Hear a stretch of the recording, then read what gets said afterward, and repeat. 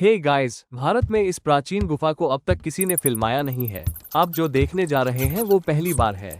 मैं उदयगिरी केव कॉम्प्लेक्स में हूँ, जहाँ चट्टानों को काटकर बनाई गई 20 गुफाएं हैं। लेकिन इस विशेष गुफा को किसी ने नहीं देखा है। इसे ताले में बंद करके रखा गया है क्योंकि इसमें कुछ बहुत ही अजीबोगरीब विवरण है और मैं इसे रिकॉर्ड करने की विशेष अनुमति प्राप्त करने में कामयाब रहा। तो चलिए अंदर चलते हैं। आप देख सकते हैं कि यह किस प्रकार भूमिगत हो रहा है, संभवतः 15 से 20 फीट तक। आप ये देख सकते हैं कि इस गुफा को ढहने से बचाने के लिए नए कंक्रीट रिइंफोर्समेंट्स किए गए हैं। छत बहुत नीची है और दाईं ओर बुद्ध जैसी मूर्ति है। ये कौन है? आइए इसे करीब से देखें। जैसे ही मैं इस मूर्ति के पास जाता हूँ, मुझे ध्यान मुद्रा में एक भव्य आकृति दिखाई देती है। क्या ये भगवान बुद्ध है, या यह महावीर है, या कोई अन्य हिंदू संत है? लेकिन चट्टान में एक अजीब सी अलमारी बनी हुई है। ऐसा लगता है कि यह एक ऐसी जगह है जहां वे विभिन्न वस्तुएं या लैंप रखते थे। लेकिन रुकिए, वहां एक छोटी सी क्यूब शेप्ड वस्तु है। बहुत अंधेरा है, इसलिए मुझे अपनी टॉर्च जलानी चाहिए। वहां कुछ है। वाह, वो क्या है? क्या ये पैरों के निशान हैं? हाँ, ये इस चट्टान के ऊपर बने पैरों के निशान हैं। ये किसके पैरों के निशान हैं? लेकिन इसके पीछे देखिए, दीवार पर कुछ अजीबोगरीब नक्काशी है। ये सूर्य जैसा दिखता है। इसका कुछ हिस्सा नष्ट हो गया है, लेकिन ये कभी पूर्ण सूर्य जैसा दिखता था जिसमें से किरणें निकल रही थीं। और उसके पास एक पूर्ण चक्र है जो संभवतः चंद्रमा है।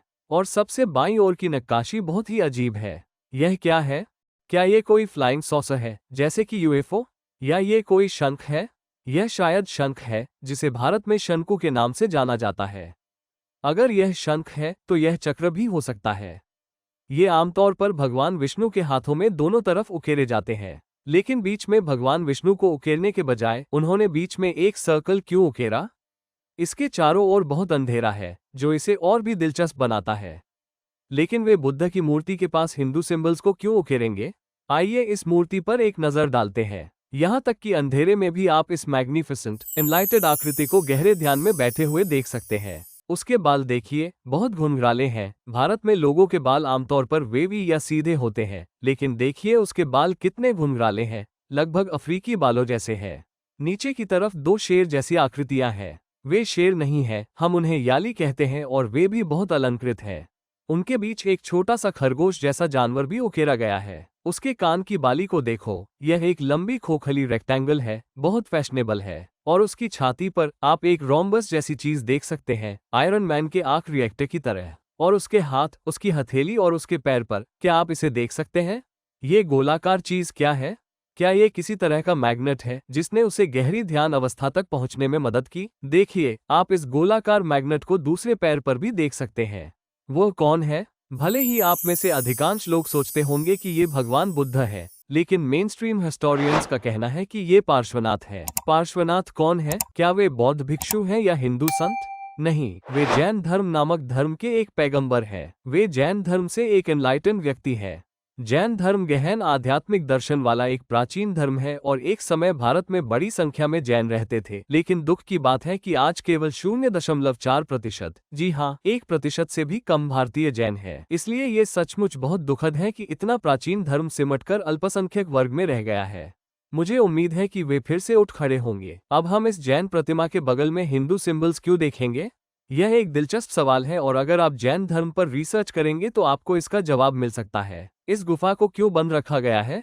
यहाँ और क्या क्या मिलता है? यहाँ बहुत सारे चमगादड़ हैं। आप एक को उड़ते हुए मेरे कैमरे में देख सकते हैं। लेकिन कुछ अजीब है ना? पहले गुफा में प्रवेश करते समय ऐसा लगा कि हम भूमिगत जा रहे हैं, लेकिन अब हम भूमिगत हैं। वहाँ अंधेरा होना चाहिए, लेकिन आप खिड़कियाँ देख सकते हैं और खिड़कियों के माध्यम से हम बाहर और सूरज की रोशनी देख सकते हैं। ये कैसे संभव है? क्योंकि हम पहाड़ी की चोटी से शुरू करके भूमिगत हो गए थे। मुझे लगता है कि यह भाग कभी एक लटकती हुई चट्टान थी, एक खुली हुई गुफा थी। अब संभवतः लोगों को इस ओर से प्रवेश करने से रोकने के लिए उन्होंने चारों ओर ईंटों की दीवार बना दी है। अगर आप बाहर देखें तो आपको मध्य प्रदेश का खूबसूरत राज्य दिखाई देगा। ये कृषि और प्राकृतिक संसाधनों से समृद्ध राज्य है। लेकिन आप देख सकते हैं, दूसरी तरफ एक कोने में एक गुप्त कमरा है जिसकी छत बहुत कम है। क्या हम अंदर जाकर देखें कि वहाँ क्या है? एक अजीबोगरीब रॉक आर्ट। यह क्या दिखाता है? यह वाकई अजीब लगता है, किसी सीक्रेट सिंबल की तरह। एक रेक्टेंगल और रेक्टेंगल के अंदर एक पिरामिड है, और पिरामिड के अंदर एक अजीब आकृति है। इसका क्या मतलब है? क्या ये किसी गूढ़ बात का प्रतीक है? पास में इस आकृति के बारे में क्या? यह एक इंसान की तरह दिखती है, लेकिन उस चेहरे को देखिए। इसकी चोंच लंबी क्यों है और सिर अंडाकार ग्रे एलियन जैसा क्यों है? इसकी आंखें भी गोल है, इसलिए यह निश्चित रूप से इंसान नहीं है। ये पक्षी मानव कौन है और इसे यहाँ क्यों उकेरा गया है? पास ही में हम इस विचित्र जानवर को देख सकते हैं। ये कौन सा जानवर है? इसे इस तरह क्यों दिखाया गया है? पास में ही कुछ सिंबल्स और कुछ लिखा हुआ दिख रहा है। यहाँ एक हाथी है, कम से कम ये तो बिल्कुल साफ है, जिसे सूंड और दांत के साथ दिखाया गया है। आप देख सकते हैं कि इस गुफा में कई विचित्र डिटेल्स हैं। और यह गुफा कितनी पुरानी है? आर्कियोलॉजिस्ट्स के रूढ़िवादी अनुमान के अनुसार भी इसका निर्माण 400 ई के आसपास हुआ था, यानी यह 1600 साल से भी ज्यादा पुरानी है। और यह इस टाइमलाइन से भी बहुत पुराना हो सकता है, लेकिन इस गुफा में एक बड़ा रहस्य छिपा हुआ है।